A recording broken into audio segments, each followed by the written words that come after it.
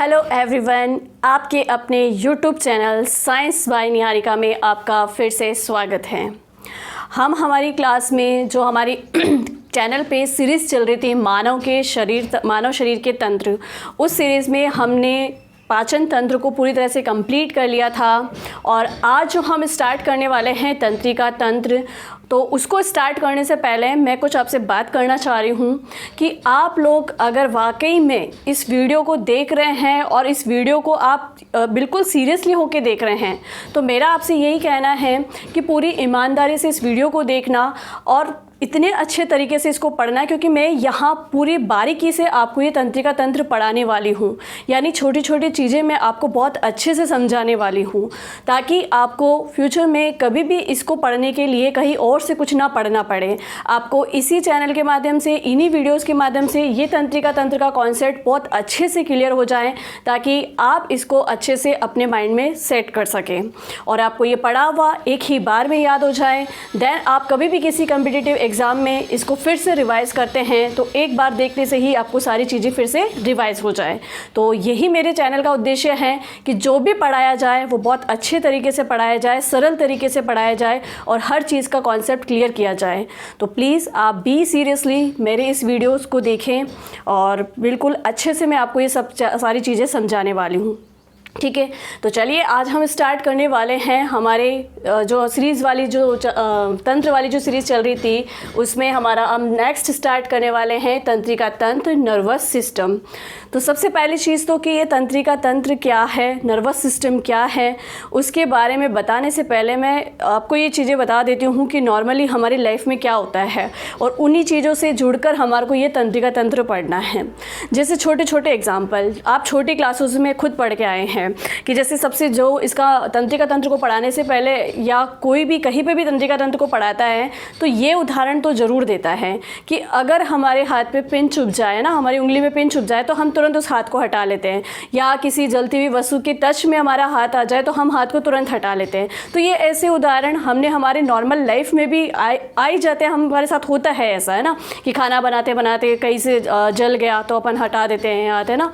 तो ये ऐसे उदाहरणों के साथ में हमें इस पूरे तंत्रिका तंत्र को पढ़ना है और इन उदाहरणों से ही हमें पता चलता है कि कितनी जल्दी ये सूचनाएं हमारे मस्तिष्क तक पहुंच जाती है। कि जैसे किसी पे हाथ लगा, कोई गर्म वस्तु है उस पर हाथ लगा और वहाँ से हमने तुरंत हटाया, तो मतलब कितने कम सेकंड्स में ये सूचना मस्तिष्क तक पहुँची कि हाथ जल रहा है और मस्तिष्क के द्वारा ये सूचना फिर से उस अंग के पास पहुँची कि वहाँ से उसको हटा लो। तो मतलब कितना कम समय लगा, है ना। तो इन्हीं उदाहरणों के साथ में हम हमारे पूरे तंत्रिका तंत्र को पढ़ेंगे। तो चलिए बात करते हैं कि तंत्रिका तंत्र या नर्वस सिस्टम क्या होता है, इसका मेन कार्य क्या है। जैसे पाचन तंत्र का हमने पढ़ा, तो पाचन तंत्र में देखा कि पाचन तंत्र का मेन कार्य होता है भोजन का पाचन करना। ठीक है, अब भोजन का पाचन करना, पाचन तंत्र को भी कार्य करना है ना, पाचन तंत्र को खुद को भी एक्टिव होना है। तो पाचन तंत्र भी एक्टिव कब होगा, पाचन तंत्र भी सक्रिय कब होगा, पाचन तंत्र को ये काम करने का कार्य कौन कहेगा, उसके ऊपर कंट्रोल कौन करेगा, ये सारी चीज़ें कौन करता है, तंत्रिका तंत्र। मेरे कहने का मतलब ये है कि हमारे शरीर के अंदर तंत्रिका तंत्र के अलावा भी जितने और तंत्र हैं, उन तंत्रों पे भी नियंत्रण रखने वाला, पहली चीज़ कि उन तंत्रों पे नियंत्रण रखने वाला, हमारे शरीर के सभी अंगों को सही रूप से संचालित करने वाला। कि आप हाथ, जैसे मैंने हाथ में पेन उठाया, अब मुझे इस पेन को उठा के इस पेन को चलाना है, मुझे लिखना है, तो ये काम कैसे हो रहा है ना। मैं सांस ले पा रही हूँ तो मैं सांस कैसे ले पा रही हूँ, ये काम कैसे हो रहा है। मैं बोल पा रही हूँ आपके सामने तो मैं कैसे बोल पा रही हूँ, ये काम कैसे हो रहा है। मतलब मुझे कब लग रहा है कि मुझे बोलना है, कब मुझे लग रहा है कि मुझे चुप रहना है। तो ये सारे काम मतलब पूरी तरीके से हमारी बॉडी को कंट्रोल कौन कर रहा है, तो वही हमारा तंत्र होता है तंत्रिका तंत्र, जो हमारे पूरे शरीर पर नियंत्रण रखता है। और शरीर पे नियंत्रण रखने के साथ साथ ही शरीर के अंदर जितने भी तंत्र हैं, जितने भी अंग हैं, उन सब के आपस में समन्वय बनाए रखता है, उन सब को जोड़ के रखता है और सबके कार्यों को आपस में समन्वित करके रखता है। वही तंत्र होता है तंत्रिका तंत्र। क्लियर हुआ ये। यानी हम कह सकते हैं कि हमारे शरीर में भी जो तंत्रों में सबसे मास्टर है ना, वो मास्टर तंत्र कौन सा है? तंत्रिका तंत्र है। कि अगर तंत्रिका तंत्र नहीं हो तो फिर बाकी सारे तंत्र अपना कार्य नहीं कर सकते।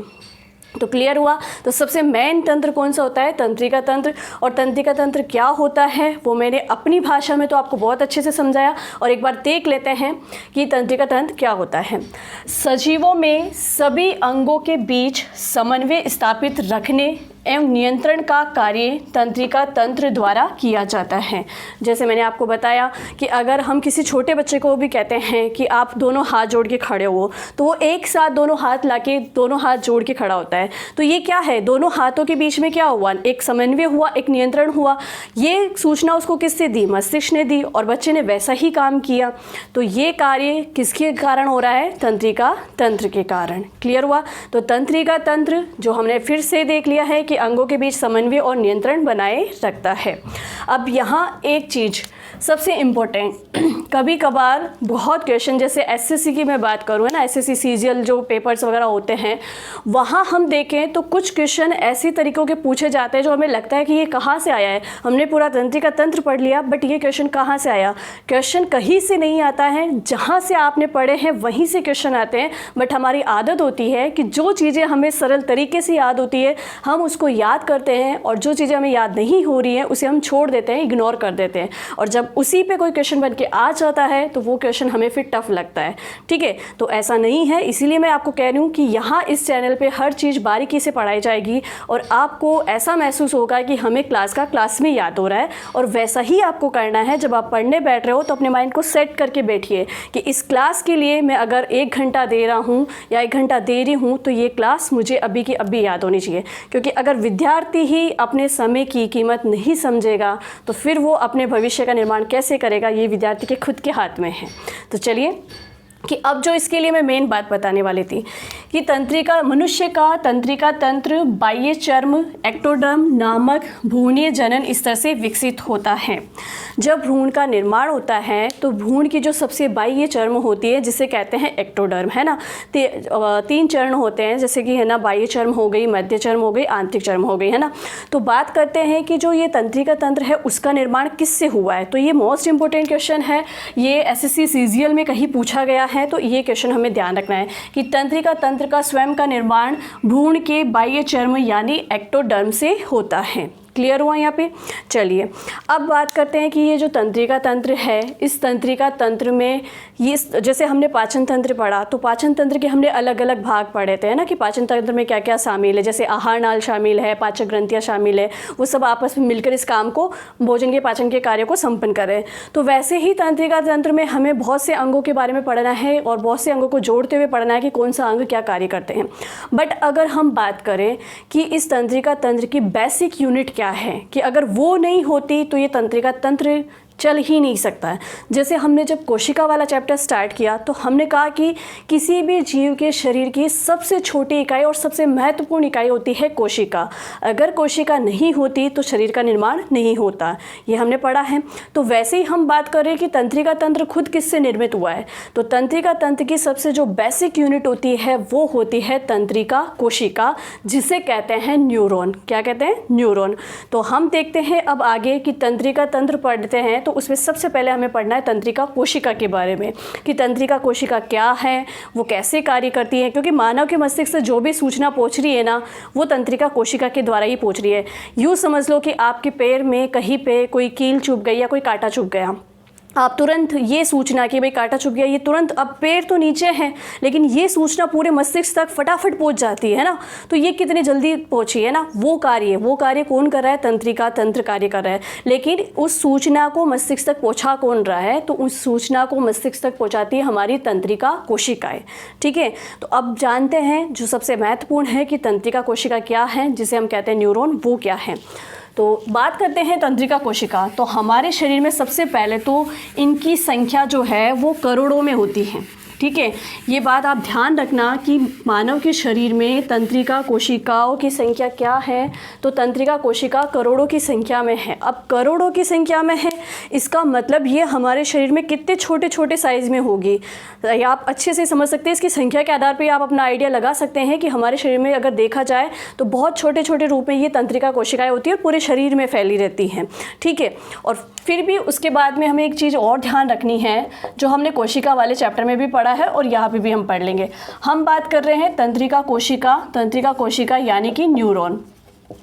न्यूरॉन की यदि हम बात करें तो ये हमारे शरीर की सबसे लंबी कोशिका है।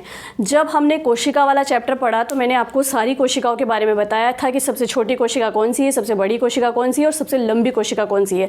कन्फ्यूज़ क्या करता है कि सबसे बड़ी कोशिका कौन सी है और सबसे लंबी कोशिका कौन सी है। तो हमारे शरीर की सबसे लंबी कोशिका होती है तंत्रिका कोशिका। हमारे शरीर की नहीं बात करेंगे, जीवों के, सभी जीवों के शरीर की सबसे लंबी कोशिका होती है तंत्रिका कोशिका, ठीक है। और अगर हमारे शरीर में बात करें तो सबसे बड़ी कोशिका होती है अंडाणु, ठीक है। तो ये हमने पढ़ा था अच्छे से। तो सबसे पहली चीज़ तो कि ये शरीर की सबसे लंबी कोशिका है, ठीक है, शरीर की सबसे लंबी कोशिका, ठीक है। उसके बाद कि ये तंत्रिका तंत्र की, यानी कि तंत्रिका तंत्र जो है ना वो स्वयं इस तंत्रिका कोशिका के नियंत्रण में है कि अगर ये तंत्रिका कोशिका नहीं हो तो ये तंत्रिका तंत्र जो है ना वो काम ही नहीं करेगा, ठीक है। तो तंत्रिका तंत्र की, इसे हम इस तरीके से कह सकते हैं कि तंत्रिका तंत्र की ये संरचनात्मक, यानी पूरा तंत्रिका तंत्र जो है वो इसी के द्वारा बना हुआ है ना। तो तंत्रिका तंत्र की संरचनात्मक यानी स्ट्रक्चरल वे क्रियात्मक इकाई है। क्रियात्मक इकाई आप समझ गए होंगे कि तंत्रिका तंत्र कार्य भी किसके आधार पे कर रहा है, इस तंत्रिका कोशिका के आधार पे, है ना, क्रियात्मक इकाई है।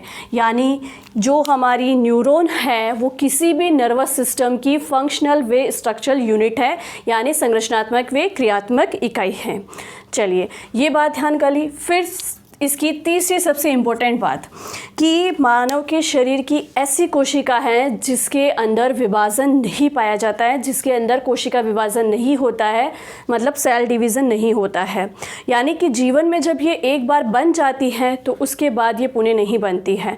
और इसी कारण से कहा जाता है कि जब मस्तिष्क में चोट लगती है तो उसके ठीक होने की संभावनाएं ना के बराबर होती है। हम कहते हैं ना कि मस्तिष्क में चोट लगने के बाद कोई चांस नहीं है कि मतलब याददाश्त रहेगी कि नहीं रहेगी, कुछ भी हो सकता है मानव के शरीर के साथ में, है ना। तो वैसा इसलिए कहा जाता है क्योंकि इन तंत्रिका कोशिकाओं में कोशिका विभाजन नहीं होता। जब कोशिका विभाजन नहीं हो रहा है तो नई कोशिकाओं का निर्माण नहीं होता है। नई कोशिकाओं का निर्माण नहीं हो रहा है, इसका मतलब कि इसमें पुनरुद्भवन की क्षमता नहीं है। पुनरुद्भवन की क्षमता का मतलब क्या हुआ कि जब कोई चीज़ डैमेज हो जाती है तो उसका पुनर्निर्माण भी हो जाए, है ना। तो जब कोशिका विभाजन नहीं हो रहा है, नई कोशिका नहीं बन रही है, तो पुनरुद्भवन की क्षमता भी नहीं होगी। तो मानव शरीर की ऐसी कोशिका जिसमें पुनरुद्भवन की क्षमता नहीं पाई जाती है, इस प्रकार से प्रश्न पूछ सकते हैं। या मानव शरीर की ऐसी कोशिका जिसमें कोशिका विभाजन नहीं पाया जाता है, ये भी क्वेश्चन बन सकता है। तो इन सब का आंसर एक ही आना है, तंत्रिका कोशिका, या जो जीवन में एक बार निर्मित हो जाती है उसके बाद पुनः निर्मित नहीं होती है, तो वहाँ पे भी हमारा आंसर आएगा तंत्रिका कोशिका। तो यहाँ हम इसके लिए एक नेक्स्ट लाइन लिखेंगे कि इसमें कोशिका विभाजन नहीं पाया जाता है, इसमें कोशिका विभाजन नहीं पाया जाता है, ठीक है। कोशिका विभाजन नहीं पाया जाता है, इसका मतलब पुनरुद्भवन की क्षमता भी नहीं होगी। अतः पुनरुद्भवन की क्षमता नहीं होती है, पुनरुद्भवन की क्षमता नहीं होती है, ठीक है, क्लियर है। तो ये है हमारी तंत्रिका कोशिका के बारे में कुछ बातें, कुछ आगे और मैं बताऊंगी। उससे पहले आपको यहाँ बोर्ड पे डायग्राम दिख रहा होगा, ये डायग्राम बिल्कुल तंत्रिका कोशिका का है, न्यूरॉन का है। अब अगर हम डायग्राम के थ्रू देखें तो कि तंत्रिका कोशिका की संरचना क्या है, तंत्रिका कोशिका किस प्रकार की दिखती है और तंत्रिका कोशिका का मेन कार्य क्या है। तो पहली चीज़ तो कि तंत्रिका कोशिका का मेन कार्य है एक सूचनाओं को दूसरी तंत्रिका कोशिका तक पहुंचाना, है ना। जैसे मैंने अभी पहले ही आपको उदाहरण दिया कि अगर पैर में कोई चोट लगी है तो उसकी सूचना मस्तिष्क तक कैसे पहुंची, उसने इतनी लंबी दूरी तय कैसे करी। तो दो तंत्रिका कोशिकाएं आपस में जुड़ी रहती है, मतलब एक के बाद एक तंत्रिका कोशिकाएं आपस में जुड़ी रहती है, एक चैन के रूप में जुड़ी रहती है ना। तो इस तंत्रिका कोशिका का कार्य क्या हुआ, एक सूचना को दूसरी तंत्रिका कोशिका तक पहुंचाने का कार्य हुआ। तो मेन इसका कार्य है सूचना या आवेगों को मस्तिष्क तक लेके जाने का, है ना। तंत्रिका तो कोशिका का मेन कार्य क्या होता है कि सूचना या आवेगों को मस्तिष्क तक पहुंचाने का कार्य करना। अब यहाँ पे भी एक प्रश्न बन जाता है कि ये सूचना, ये आवेग कितने समय में, मतलब कितनी दूरी तय करके कितने समय में मस्तिष्क तक पहुँच जाती है। तो पहली चीज़ तो ये लिख लेते हैं कि तंत्रिका कोशिका का कार्य क्या है, सूचना या आवेगों को मस्तिष्क तक पहुँचाना। ठीक है, मस्तिष्क तक पहुँचाना, ये इसका मेन कार्य है। अब प्रश्न यहाँ पे भी बन जाता है कि कितने समय में कितनी सूचना या कितने आवेग और कितने समय में कितने मीटर प्रति सेकंड मस्तिष्क तक पहुँच जाते हैं। तो इसको आप नोट करें और बिल्कुल इम्पोर्टेंट डाल के नोट करें। ठीक है, तो 130 या 200 मीटर, ठीक है, 130 या 200 मीटर प्रति मिनट, ठीक है, सॉरी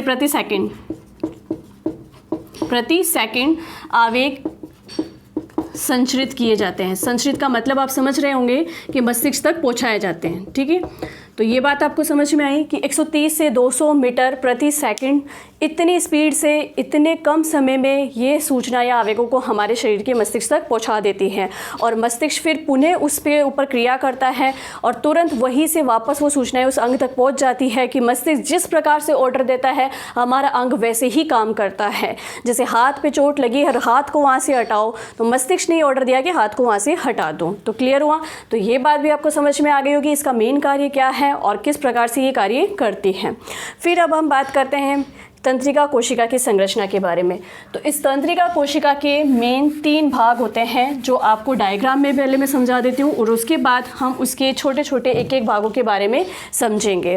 तो पहला जो तंत्रिका कोशिका का आपको डायग्राम दिख रहा है, इसमें सबसे बड़ा ये जो भाग होता है जिसके अंदर आपको ये इस प्रकार से दिखाई दे रहा है, इसको कहते हैं कोशिकाकाय या इसे कहते हैं साइटोन। ये पूरा भाग कोशिका का कहलाता है, तंत्रिका कोशिका का कहलाता है कोशिकाकाय या जिसे कहते हैं साइटोन। ठीक है, और इस साइटोन से यहाँ पर ये जो लंबे लंबे प्रवर्ध निकले हुए रहते हैं, पतले धागे नुमा, बिल्कुल धागे नुमा जो है ना, ये ऐसे बाल के रूप में जो ये संरचनाएं निकली हुई हैं, इनको कहते हैं ध्रुमिका या इन्हीं को कहते हैं डेंड्राइन या डेंड्रॉइड्स। ठीक है, जो ये पतली बाल नुमा संरचनाएं होती हैं उन्हें कहते हैं ध्रुमिका या डेंड्रॉइड्स। कहाँ पाए जाते हैं? जो ये तंत्रिका कोशिका का सबसे अग्र सिरा होता है जिसे कहते हैं कोशिकाकाय या साइटोन, उसके अंतिम छोर पे ये पाए जाते हैं। ठीक है, और तीसरा इसका सबसे इम्पोर्टेंट पार्ट, ये जो आपको लंबी बिल्कुल नलिका रूपी संरचना दिख रही है, जिसको मैं एक बार आपसे फिर आप सबके सामने ड्रॉ कर देती हूँ। ये जो लंबी नलिका रूपी संरचना दिख रही है इसे कहते हैं एक्सोन या इसे कहते हैं तंत्रिकाक्ष। ठीक है, इसे क्या कहते हैं? तंत्रिकाक्ष या इसे ही कहते हैं एक्सोन। ठीक है, तो इस प्रकार से हमारी जो ये तंत्रिका कोशिका होती है इसके मेनली 3 पार्ट्स होते हैं ना। पहला जिसे हमने कहा कोशिकाकाय या जिसे कहते हैं साइटोन, कोशिकाकाय या जिसे कहते हैं साइटोन। ठीक है, हम एक एक करके सारे पार्ट्स को अच्छे से पढ़ते हैं। अब बात कर रहे हैं सबसे पहला भाग, इस तंत्रिका कोशिका के 3 भाग होते हैं और 3 भाग में हम सबसे पहले पढ़ रहे हैं कोशिकाकाय या साइटोन। इस साइटोन में क्या क्या होता है वो हम एक बार पहले देख लेते हैं। इस साइटोन के अंदर सबसे केंद्र के भाग में होता है केंद्रक जिसे कहते हैं न्यूक्लियस। ठीक है, केंद्रक और न्यूक्लियस जो बिल्कुल इस कोशिकाकाय के मध्य भाग में पाया जाता है और इस केंद्रक के पास में छोटे छोटे दाने नुमा संरचनाएं पाई जाती हैं जिसे कहते हैं निसिल कण। अब यहाँ से प्रश्न बहुत इंपॉर्टेंट बन जाता है क्योंकि अगर साइटोन के बारे में कोई प्रश्न बनाएगा तो वो निसिल कण के ऊपर ही बनाएगा। ठीक है, तो हमें ये बात करनी है कि कोशिकाकाय में छोटे छोटे कण पाए जाते हैं, छोटे छोटे कण पाए जाते हैं जिन्हें कहते हैं निसिल कण। ये निसिल कण क्या है, किसके बने हुए होते हैं और इनका निर्माण कैसे होता है? ये जो निसिल कण होते हैं ये प्रोटीन व आरएनए के बने हुए होते हैं। किसके बने हुए होते हैं? प्रोटीन व आरएनए के बने हुए होते हैं।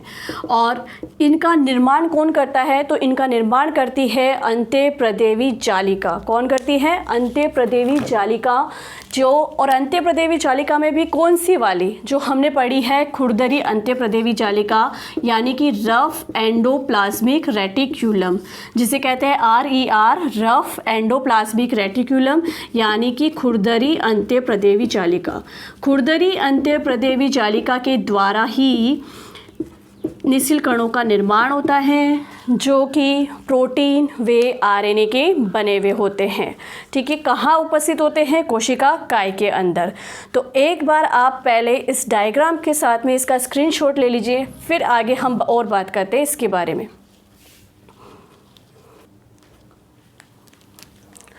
तो चलिए, आपने स्क्रीनशॉट ले लिया होगा। तो हम बात कर रहे थे कोशिका काय, साइटोन, जो तंत्रिका कोशिका का सबसे शीर्ष वाला भाग होता है, जिसके अंदर केंद्रक पाया जाता है, बीच में बिल्कुल केंद्रक पाया जाता है, और इसके आसपास छोटे छोटे जो है वो निसिल कण पाए जाते हैं। निसिल कण किसके बने होते हैं? प्रोटीन व आरएनए के। और इन निसिल कणों का निर्माण कौन करती है? आरईआर यानी खुरदरी अंत्यप्रदेवी जालिका। क्लियर है यहाँ पे? तो चलिए, ये हमने पार्ट पढ़ लिया है कोशिका या साइटोन। ठीक है, नेक्स्ट हम बात कर रहे हैं कि इस कोशिका काय या साइटोन से जो इसके दूर छोर से ये जो रेशेनुमा संरचना या बालनुमा संरचना निकली हुई रहती है, उन्हें क्या कहते हैं?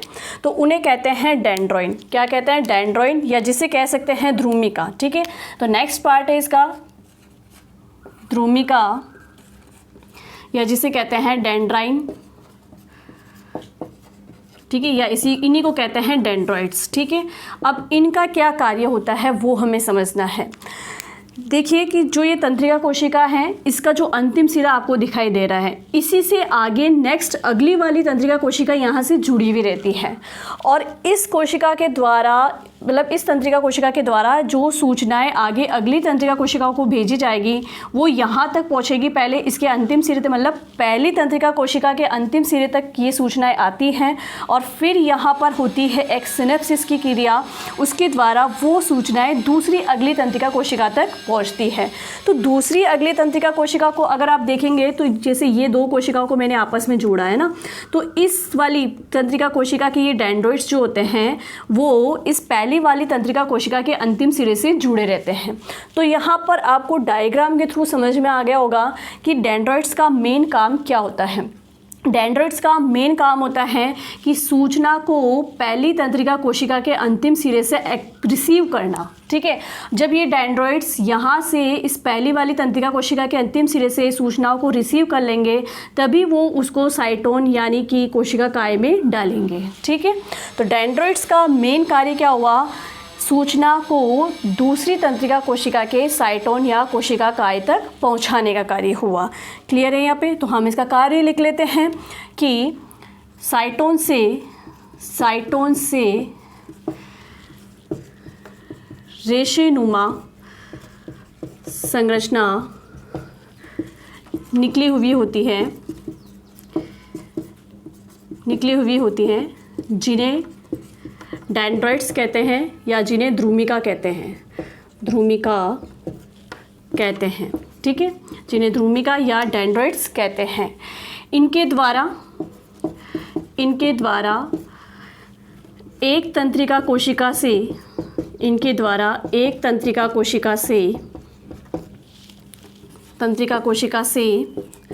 सूचना को ग्रहण करके दूसरी तंत्रिका कोशिका के साइटोन तक पहुंचाना। ठीक है, तो ये दूसरा पार्ट हुआ। ठीक है, किसका? तंत्रिका कोशिका का।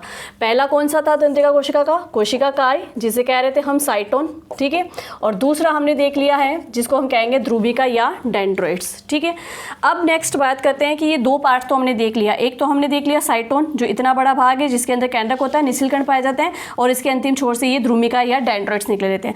अब ध्यान से देखिएगा कि इस साइटोन से बिल्कुल बीच में, है ना, इस साइटोन के बिल्कुल बीच में से एक लंबा प्रवर्ध निकला हुआ रहता है, जिसे हम कहते हैं एक्सोन, या जिसे हम कहते हैं तंत्रिकाक्ष। है ना, कि साइटोन के बीच में से बिल्कुल एक लंबा प्रवर्ध निकला होता है, जिसे कहते हैं एक्सोन या तंत्रिकाक्ष। है ना, अब उसके बारे में हमें देखना है। यानी तंत्रिका कोशिका के हम अब तीसरे भाग की बात कर रहे हैं, जिसका नाम है तंत्रिकाक्ष या एक्सोन। जब आप तंत्रिका कोशिका के इन तीनों भागों को देख लेंगे, उसके बाद हम बात करेंगे कि तंत्रिका कोशिका में सूचनाओं का संचरण किस प्रकार से होता है। तो नेक्स्ट पार्ट है इसका, जिसे हम कहेंगे तंत्रिकाक्ष या जिसे कहते हैं एक्सोन। ठीक है, तंत्रिकाक्ष या एक्सोन। अब ये तंत्रिकाक्ष या एक्सोन काम कैसे करता है वो समझना आप, है ना। सबसे पहले इसकी जब हम संरचना देख रहे हैं तो देखो कि ये जो तंत्रिकाक्ष होता है इसके बाहर की ओर आपको ये जो शीट के रूप में दिखाई दे रहे हैं, है ना, इसके बाहर वाली परत पर माइलिन का आवरण पाया जाता है ना। ये जो हमारा तंत्रिकाक्ष है उसकी बाहरी परत पर दोनों ओर माइलिन की एक परत या माइलिन का एक आवरण पाया जाता है जिसे कहते हैं माइलिन शीट, है ना। अब प्रश्न क्या पूछा जाता है कि ये तंत्रिकाक्ष जो है, ये एक्सोन जो है, इसकी बाहरी परत पर जो माइलिन का आवरण पाया जाता है वो किसके द्वारा निर्माण होता है, वो उसे कौन बनाता है। तो इस तंत्रिकाक्ष पे पाई जाती है श्वान कोशिकाएं। तो श्वान कोशिकाओं के द्वारा तंत्रिकाक्ष पे माइलिन आवरण की परत बनती है। यह जो इंपॉर्टेंट क्वेश्चंस होंगे ना वो मैं आपको बीच बीच में बताते जाऊंगी, उन पे आप जरूर ध्यान दीजिएगा क्योंकि वही प्रश्न हमारे एग्जाम में बनने वाले होते हैं, ठीक है। तो बात कर रहे थे हम तंत्रिकाक्ष की। तो सबसे पहले तो ये कि साइटोन से निकला लंबा प्रवर्त, ठीक है, साइटोन से निकला लंबा प्रवर्त क्या कहलाता है, एक्सोन या तंत्रिकाक्ष, ठीक है। इसकी बाहरी परत पर माइलिन का आवरण पाया जाता है, माइलिन आवरण पाया जाता है, ठीक है, पाया जाता है, ठीक है, जिसे माइलिन शीट आप बोलोगे ना। और किसके द्वारा निर्मित होता है ये माइलिन आवरण, चलिए आप इस प्रकार से लिखिए, आप इस प्रकार से लिख सकते हो कि इसकी बाहरी परत पर श्वान कोशिकाएं पाई जाती हैं, जिनके द्वारा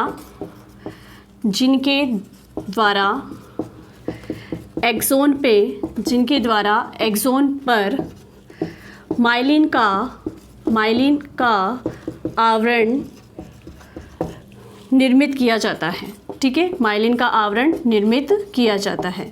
तो क्लियर हुई ये बात। तो आपसे पूछ सकता है कि तंत्रिका कोशिका में श्वान कोशिकाएं कहाँ पाई जाती हैं। तो तंत्रिका कोशिका में श्वान कोशिकाएं एक्सोन की बाहरी परत, एक्सोन यानी तंत्रिकाक्ष की बाहरी परत पर पाई जाती हैं। फिर प्रश्न बन सकता है कि एक्सोन पे जो माइलिन का आवरण पाया जाता है जिसे माइलिन शीट कहते हैं वो कौन सी कोशिकाओं के द्वारा निर्मित किया जाता है। तो वो कौन सी कोशिकाओं के द्वारा निर्मित किया जाता है, श्वान कोशिकाओं के द्वारा निर्मित किया जाता है।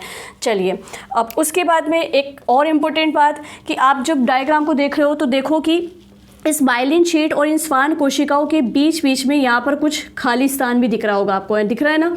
इन दो ये जो माइलिन शीट का आवरण पाया जाता है इसमें बीच बीच में ये खाली स्थान भी है। ये खाली जगह, ये खाली स्थान क्या कहलाता है, उसे कहते हैं रेनवियर संधि या उन्हें कहते हैं रेनवियर नोड, ठीक है। तो यहाँ पे आपको ये लिखना है कि एक्सोन पर दो श्वान कोशिकाएं के मध्य खाली स्थान रेनवियर की संधि या रेनवियर नोड कहलाते हैं। रेनवियर की संधि या रेनवियर नोड कहलाते हैं, ठीक है। तो आपसे ये भी प्रश्न पूछ सकता है कि रेनवियर के नोड कहाँ पाए जाते हैं। तो रेनवियर के नोड तंत्रिका कोशिका में एक्सोन पर पाए जाते हैं। क्लियर हुआ यहाँ पे।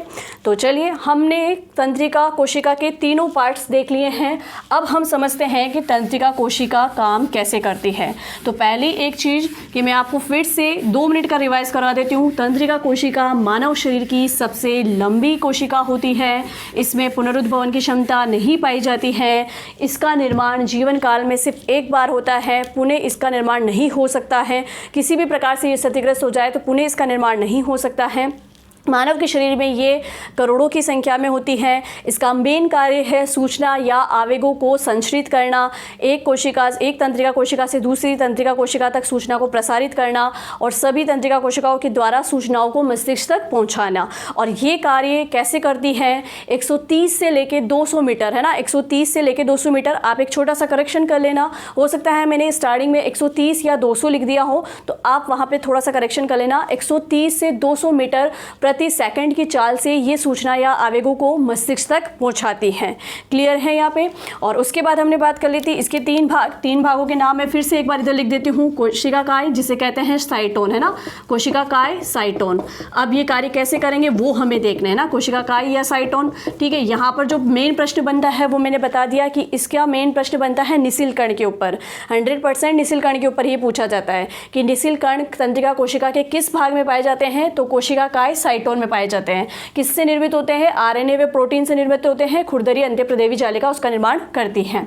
सेकंड हमने देख लिया था इसका नेक्स्ट भाग जिसे कहते हैं ध्रुमिका यानी डेंड्रॉइड। डेंड्रॉइड्स जो है वो क्या कार्य करते हैं, तो डेंड्रॉइड्स का कार्य मैंने आपको बता दिया था कि ये कोशिकाकाय से सूचनाओं को जो तंत्रिका कोशिका जहाँ समाप्त होती है उसके अंतिम सिरे से सूचनाओं को रिसीव करता है। और सूचनाओं को जब अंतिम सिरे से रिसीव करेगा, जैसे ये अंतिम सिरा है तंत्रिका कोशिका का, यहाँ से सूचना को रिसीव करेगा और इस सूचना को किस में डाल देगा, कोशिकाकाय में। किस में डाल देगा, कोशिकाकाय या साइटोन में। यानी सूचनाओं को कहाँ पहुँचाता है, कोशिकाकाय तक। ठीक है, फिर तीसरा हमने इसका भाग देखा था एक्सोन। एक्सोन जिसे कहते हैं तंत्रिका काक्ष। तंत्रिका काक्ष यानी एक्सोन। एक्सोन का हमने बात कर लिया था कि इसकी बाहरी परत पर स्वान कोशिकाएं पाई जाती है और वो स्वान कोशिकाएं इस पे क्या करती है, प्रोटीन का एक आवरण बनाती हैं जिसे कहते हैं माइलिन आवरण। क्या कहते हैं, माइलिन आवरण। प्रोटीन का एक आवरण बनाएगी जिसे माइलिन आवरण कहेंगे, जिसे कहेंगे माइलिन शीट कहेंगे। तो प्रश्न क्या बन सकता है कि स्वान कोशिकाएं कहाँ पाई जाती है, एक्सोन की बाहरी परत पे। और स्वान कोशिकाओं के द्वारा एक्सोन की बाहरी परत पे किसका निर्माण किया जाता है, तो प्रोटीन की परत का जिसका नाम है माइलिन, है ना, माइलिन परत। ठीक है, माइलिन आवरण कह सकते हो, माइलिन शीट कह सकते हो। फिर यहाँ पे एक प्रश्न और बन सकता है कि दो स्वान कोशिकाओं के बीच में जो खाली जगह पाई जाती है उन्हें क्या कहते हैं, तो उन्हें कहते हैं रैनवियर संधि या रैनवियर के नोड। ठीक है, तो चलो ये बात तो हो गई कि हमने इसके तीनों पार्ट्स देख लिए। अब देखते हैं मेन चीज़ की तंत्रिका कोशिका कैसे कार्य करती है। और यहाँ से आपको पूरा केयरफुली इस टॉपिक को देखना है, इस वीडियो को देखना है और इसको अच्छे से सुनना है, तभी आपको चीज़ें समझ में आएगी और दोबारा आपको ये सारी चीज़ें पढ़ने की ज़रूरत ही नहीं है क्योंकि वो माइंड में याद रहेगी। अब सुनना कि कहीं से भी कोई भी सूचना, जैसे हमारे हाथ पे चोट लगी, अब ये एक प्रकार की सूचना है ना, ये तंत्रिका कोशिका के पास पहुंच गई। अब तंत्रिका कोशिका में ये सूचना कहाँ पहुंची है, ये सूचना जो है वो निर्मित होती है इस कोशिकाकाय में। इस कोशिकाकाय में जो ये द्रव भरा हुआ है, ये कोशिका द्रव्य भरा हुआ है, साथ में ये जो केंद्रक है ना, ये मिलके इस सूचना पे प्रोसेस करते हैं, इस सूचना को समझते हैं ना। तो तंत्रिका कोशिका का जो शीर्ष वाला भाग है कोशिकाकाय, उसमें सबसे पहले सूचना आती है, उसमें आवेग आते हैं। इन आवेगों के साथ में यहाँ पर क्या होता है, इन आवेगों के साथ में यहाँ पर रासायनिक प्रक्रिया होती है। क्या होती है, रासायनिक क्रिया होती है। यानी कि ये जो सूचनाएं आई, ये जो आवेग आए, वो तो मतलब हाथ पे पिन चुभी तो वो सूचना सिर्फ इसके पास, मतलब वो उद्दीपन एक तरीके से स्टिमुलेशन है ना, वो उद्दीपन, वो संवेदना सिर्फ इस कोशिकाकाय में पहुंची है। अब उसको सूचना के रूप में परिवर्तन करना है, मस्तिष्क तक पहुंचाना है कि ये कार्य हो रहा है ना। तो इस कोशिकाकाय में रासायनिक क्रिया के द्वारा उन उद्दीपनों को सूचना में, रासायनिक सूचना में परिवर्तित किया जाता है। क्लियर हुई ये बात। वो कार्य कौन करेंगे वो मैं अभी आपको आगे बताती जाऊंगी। अब यहाँ से ये सूचनाएं निकलती हैं और एक्सोन में प्रवेश करती है। इस साइटोन से जो ये लंबा प्रवर्त निकला हुआ है, ये सूचनाएं यहाँ से निकलकर कहाँ प्रवेश करती है, एक्सोन में प्रवेश करती है। अब एक्सोन में जब ये प्रवेश करती है तो ये सूचनाएं एक्सोन के द्वारा कहाँ पहुँचती है, तंत्रिका कोशिका के अंतिम सिरे तक। कहाँ पहुँचती है, तंत्रिका कोशिका के अंतिम सिरे पर पहुँच जाती है। क्लियर हुई ये बात। सूचनाओं का निर्माण कहाँ पर हुआ, साइटोन के अंदर। साइटोन में ये सूचनाएँ लेके कौन आता है वो अपन बात कर लेते हैं। साइटोन के अंदर ये उद्दीपन, ये संवेदनाएं लेके कौन आता है, तो ये जो डेंड्रॉइड्स निकले हुए हैं ना, ये लेके आते हैं। या यूँ समझ लो कि इससे कोई और एक और तंत्रिका कोशिका जुड़ी हुई होगी तो आगे से आगे ट्रांसफ़र होती है। तो आगे से आगे ट्रांसफ़र कैसे होती है, तो सबसे पहले सूचना या आवेगों को लेके कौन आता है, डेंड्रॉइड्स। सूचना या आवेगों को लेके कौन आता है, डेंड्रॉइड्स लेके आता है। डेंड्रॉइड्स लाके उसको कहाँ डालता है, कोशिकाकाय में डालता है। कोशिकाकाय में उसके साथ क्या होता है, रासायनिक क्रिया होती है। और फिर वो जब सूचना परिवर्तित हो जाती है तो एक्सोन के द्वारा वो तंत्रिका कोशिका के अंतिम सिरे पे पहुंचती है। ठीक है, अब अंतिम सिरे पे जब ये सूचना पहुंच गई है तो अब ये अगली तंत्रिका कोशिका में कैसे पहुंचे उसको हमें बहुत अच्छे से समझना है कि यहाँ पे मेन क्रिया क्या होती है। जैसे ही यहाँ पर ये सूचना आई, इसमें कुछ और चेंजेस आएंगे। ये जो एक्सोन है इसकी बाहरी परत, ये एक प्रकार की चयनात्मक झिल्ली कहलाती है। चयनात्मक झिल्ली कैसे कि इसके बाहर जो है ना वो मेन रासायनिक तत्व पाए जाते हैं, जैसे सोडियम हुआ, पोटेशियम हुआ, क्लोरीन हुआ। जब जैसे ही कोई उद्दीपन हुआ, जैसे ही कोई संवेदना हुई, ये झिल्ली सक्रिय हो जाती है और उन तत्वों को इसके अंदर प्रवेश करवा देती है। किस किस को? जैसे मैंने अभी नाम लिया है, सोडियम, क्लोरीन और पोटेशियम, है ना। ये 3 रासायनिक तत्व जो है वो सूचना के संचरण के लिए आवश्यक होते हैं। तंत्रिका कोशिका में सूचनाओं का संचरण किसके द्वारा होता है? रासायनिक तत्वों के द्वारा होता है। और वो रासायनिक तत्व कौन कौन से हैं? सोडियम, क्लोरीन और पोटेशियम। और ये कहाँ उपस्थित होते हैं? ये हमारे रक्त में उपस्थित होते हैं। क्लियर है ये बात? तो ये तत्व इस एक्सोन में कब प्रवेश करेंगे? जैसे ही कोई उद्दीपन या संवेदना इस कोशिका काय को मिलेगा, इसकी झिल्ली सक्रिय होगी और इस सूचनाओं के साथ में ये सब भी इसके साथ में मिक्स हो जाएंगे, शामिल हो जाएंगे। फिर जब ये सारी सूचना यहाँ आकर एकत्रित हो गई तो यहाँ पर ये मतलब सोडियम, क्लोरीन, पोटेशियम ये सब मिलके क्या करेंगे? रासायनिक प्रक्रिया करेंगे, है ना। रासायनिक उद्दीपन, इसको रासायनिक उद्दीपनों में चेंज कर देंगे। ठीक है। अब ये दूसरी तंत्रिका कोशिका में कैसे पहुँचेगा?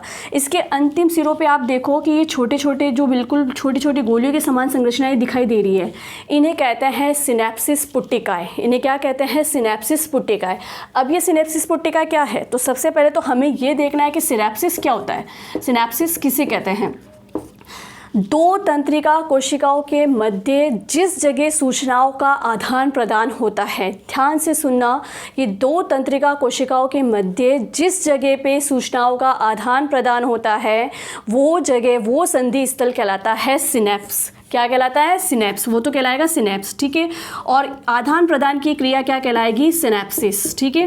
वो संधि स्थल तो क्या कहलाएगा? सिनेप्स कहलाएगा। और सूचनाओं के आदान प्रदान की क्रिया कहलाएगी सिनेप्सिस। और वो कहाँ हो रहा है? एक तंत्रिका कोशिका का अंतिम सिरा और दूसरी तंत्रिका कोशिका का प्रारंभिक सिरा, जिससे निकले हुए होते हैं डेंड्रॉइड, इनके बीच में ही सूचनाओं का आदान प्रदान होता है। ये जो सूचनाएं यहाँ आई, ये सूचनाएं कहाँ भेजी जाएगी? इन सिनेप्सिस पुट्टिकाओं में भेजी जाएगी। और इन सिनेप्सिस पुट्टिकाओं से उन सूचनाओं को कौन ग्रहण करेगा? अगली तंत्रिका कोशिका का डेंड्रॉइड ग्रहण करेगा। और इन दोनों के बीच में जो ये सूचनाओं का आदान प्रदान हो रहा है, वही क्या कहलाती है? सिनेप्सिस क्रिया कहलाती है। ठीक है। अब सबसे पहले सिनेप्सिस के बारे में किससे बताया था? तो चार्ल्स सैरिंगटन। हमें नाम याद रखना है इस वैज्ञानिक का, चार्ल्स सैरिंगटन। ठीक है। तो अब हम पहले आपको ये बिल्कुल अच्छे से समझ में आ गया होगा कि एक तंत्रिका कोशिका किस प्रकार से कार्य कर रही है। सबसे पहले आवेगों को या उद्दीपनों को कौन लेके आता है? डेंड्राइट्स लेके आता है। डेंड्राइट्स लाके उसको कहाँ डालता है? कोशिका काय में डालता है। कोशिका काय में जो पहले से कोशिका द्रव उपस्थित है, उसमें रासायनिक क्रियाओं के द्वारा उन आवेगों को सूचनाओं में परिवर्तित किया जाता है। ठीक है। फिर वो सूचनाएं जैसे ही एक्सोन में प्रवेश करती हैं तो एक्सोन के बाहरी जो इसकी झिल्ली होती है वो सक्रिय हो जाती है और रक्त में उपस्थित पोटेशियम, क्लोरीन और सोडियम को हमारे एक्सोन की सूचनाओं में प्रवेश करवा देती हैं। और जब वो सूचनाएं आगे तंत्रिका कोशिका के अंतिम सिरे पे पहुंच जाती हैं तो अंतिम सिरे पे छोटी छोटी गोलिका नुमा संरचनाएं, जिन्हें सिनेप्सिस पुट्टिका कहते हैं, वो सूचनाएं वहाँ पहुंच जाएगी। और वहाँ पहुंचने के बाद में वो अगली तंत्रिका कोशिका के डेंड्रॉइड को वो सूचना ट्रांसफ़र कर देगी। और ये सूचना का ट्रांसफ़र जो हो रहा है वो कहलाती है सिनेप्सिस की क्रिया। और ये सूचना का ट्रांसफ़र जिस जगह हो रहा है, मतलब ये जो सिनेप्सिस पुट्टिका है और ये जो डेंड्रॉइड, ये जो आपस में जुड़े हुए हैं, इस संधि स्थल को कहते हैं सिनेप्स। क्लियर हुआ यहाँ पे? तो ये तंत्रिका कोशिका को हमने बहुत अच्छे से पढ़ लिया है। और सिनेप्सिस के बारे में हम थोड़ा लिख लेते हैं क्योंकि ये भी इंपॉर्टेंट है और यहाँ से क्वेश्चंस बनते हैं। अब मुझे लगता है कि इस डायग्राम को मुझे यहाँ शो करने की ज़रूरत नहीं है, आगे अगर कुछ भी आएगा तो मैं फिर से बना के आपको समझा दूँगी। तो अब हमें लिखना है या अब हमें थोड़ा सा देखना है सिनेप्स के बारे में कि सिनेप्सिस क्रिया क्या है। जो मेन पॉइंट है उसके वो मैं लिखवा देती हूँ। और अदरवाइज़ टेलीग्राम चैनल पे मेरे टेलीग्राम चैनल पे आपको इसकी PDF अवेलेबल करवा दी जाएगी। तो आप वीडियो से पहले या वीडियो के बाद में आप वो PDF निकाल के फिर से इसको देख के समझ सकते हैं। तो बात कर रहे थे हम सिनेप्सिस की, है ना, कि सिनेप्सिस की क्रिया के बारे में सर्वप्रथम किसने बताया था? तो सिनेप्सिस की क्रिया के बारे में सर्वप्रथम बताया था चार्ल्स सैरिंगटन ने। चार्ल्स सैरिंगटन ने। ये पूछा जा सकता है, ये इंपॉर्टेंट है क्योंकि वैज्ञानिक का नाम पूछा जा सकता है। ठीक है। और सिनेप्सिस जो है उसकी खोज किससे की थी? चार्ल्स सैरिंगटन ने की थी। उसके बाद में इसका मेन कार्य क्या है? तो इसका मेन कार्य है, एक लिख लेते हैं, एक तंत्रिका कोशिका का अंतिम सिरा, ठीक है, एक तंत्रिका कोशिका का एक्सोन का लिखो आप, है ना, एक तंत्रिका कोशिका के एक्सोन का अंतिम सिरा दूसरी तंत्रिका कोशिका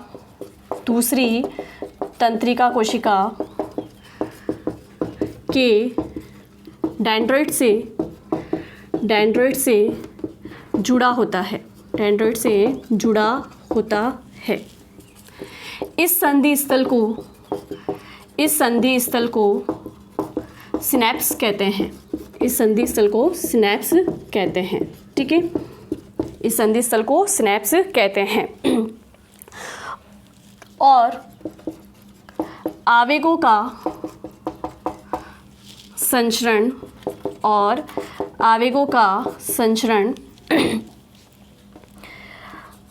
अगली तंत्रिका कोशिका तक पहुंचाने की क्रिया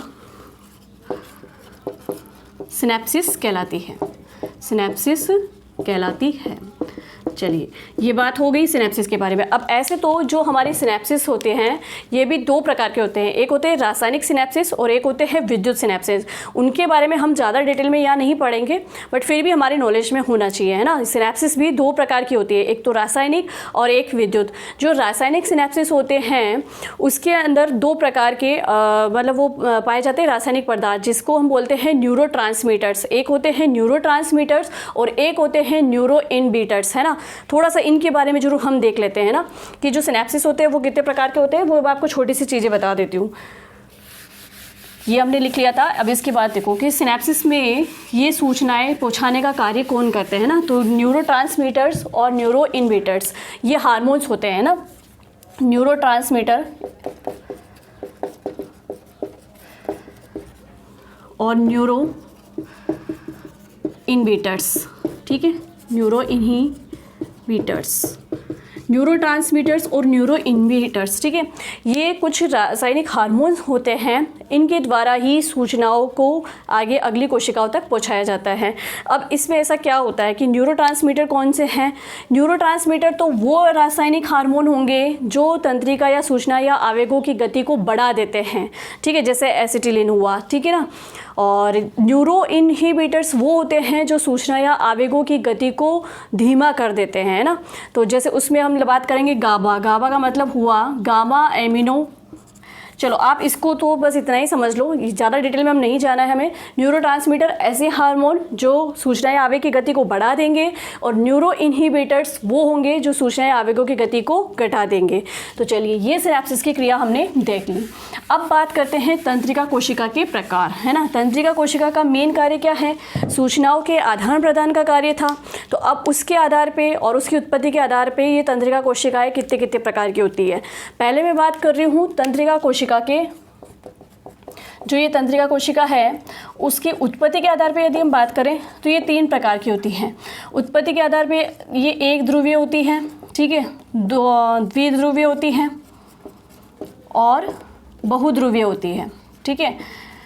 एक ध्रुवीय यानी यूनिपोलर, द्विध्रुवीय यानी बाईपोलर और बहुध्रुवीय यानी मल्टीपोलर। अब ये क्या है? जब कोशिका में सिर्फ साइटोन बना हुआ हो, है ना, जब किसी तंत्रिका कोशिका में एक साइटोन हो और उससे एक लंबा प्रवर्ध निकला हुआ हो, ठीक है, एक कोशिका में साइटोन हो और उससे एक लंबा प्रवर्ध निकला हो, तो वो तो कहलाती है एक ध्रुवीय तंत्रिका कोशिका। ये एग्जाम के पॉइंट ऑफ व्यू से इतना ज़्यादा इंपॉर्टेंट नहीं है, लेकिन फिर भी हमारे नॉलेज में रहना चाहिए, ठीक है। तो जहाँ पर एक साइटोन और एक प्रवर्ध हो वो तो एक ध्रुवीय होगी, और जहाँ पर एक साइटोन और एक प्रवर्ध और एक ही डेंड्राइट्स हो वो कहलाती है द्विध्रुवीय यानी बाइपोलर, और जहाँ पर एक साइटोन और बहुत सारे डेंड्राइट्स ठीक है, बहुत सारे डेंड्रॉइड्स और एक लंबा प्रवर्ध हो यानी एक एक्सोन हो, वो होती है बहुध्रुवीय। ठीक है, तो उत्पत्ति के आधार पर तंत्रिका कोशिका 3 प्रकार की होगी, यूनिपोलर, बाइपोलर और मल्टीपोलर। ठीक है, और जिसमें एक साइटोन एक एक्सोन वो एक ध्रुवीय, जिसमें एक डेंड्रॉइड एक साइटोन एक एक्सोन द्विध्रुवीय, और जिसमें बहुत सारे डेंड्रॉइड एक साइटोन और एक एक्सोन वो होता है बहुध्रुवीय। ठीक है, तो चलो ये हमने देख लिया है तंत्रिका कोशिका को ध्रुवीय प्रकार के आधार पे, यानी उसकी उत्पत्ति के आधार पे। अब बात करते हैं जो मेन है, इसको तो आपको इम्पोर्टेंट करके डाल लेना है कि कार्य के आधार पे तंत्रिका कोशिका के कितने प्रकार होते हैं। कार्य के आधार पर तंत्रिका कोशिका के प्रकार, कार्य के आधार पे तंत्रिका कोशिका के प्रकार। ठीक है, चलिए अब इसके बारे में हमें बात करनी है, कार्य के आधार पे तंत्रिका कोशिका के प्रकार।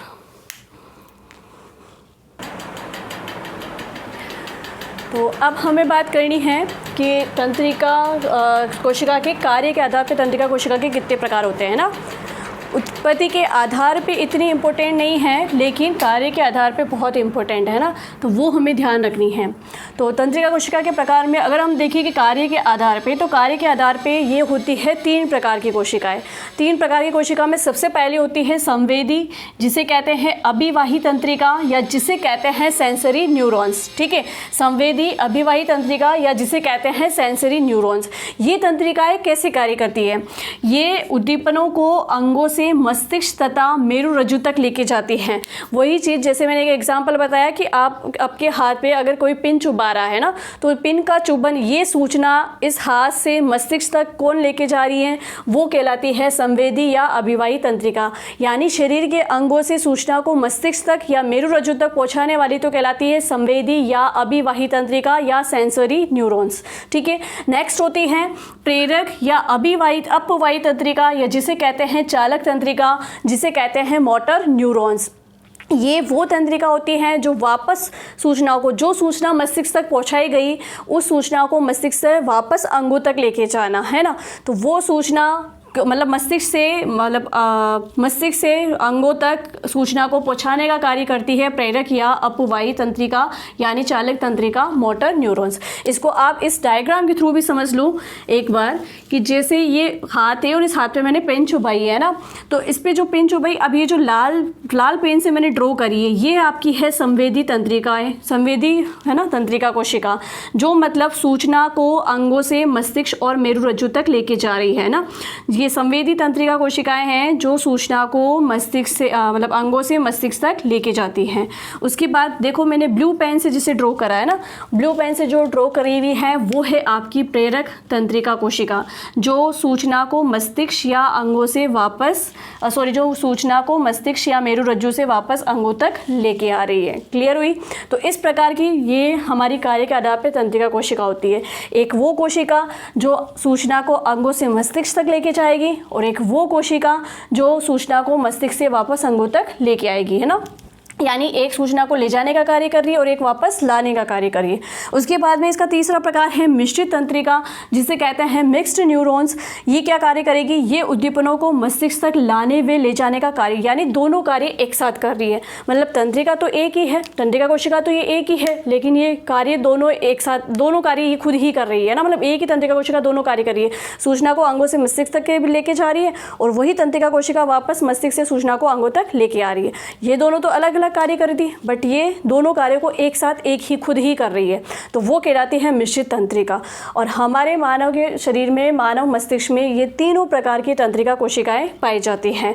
जो मिश्रित तंत्रिका होती है वो मेनली कहाँ पाई जाती है? वो पाई जाती है मेरुरज्जु में। कहाँ पाई जाती है? मेरुरज्जु में। तो चलिए, जो हमने ये तंत्रिका तंत्र वाला टॉपिक स्टार्ट किया है उसमें आज हम यहीं तक पढ़ेंगे और मैंने बहुत अच्छे से समझाया है। भले ही मेरी क्लास लंबी हो गई है, बड़ी हो गई है, लेकिन मैं ये आशा करती हूँ कि मैंने बहुत अच्छे से समझाया तो आपको बहुत अच्छे से समझ में आएगा, ताकि दोबारा ये आपको चैप्टर कहीं और से कहीं उठा के कुछ भी नहीं पढ़ना पड़े। और अब हम नेक्स्ट वीडियो में देखते हैं इससे आगे।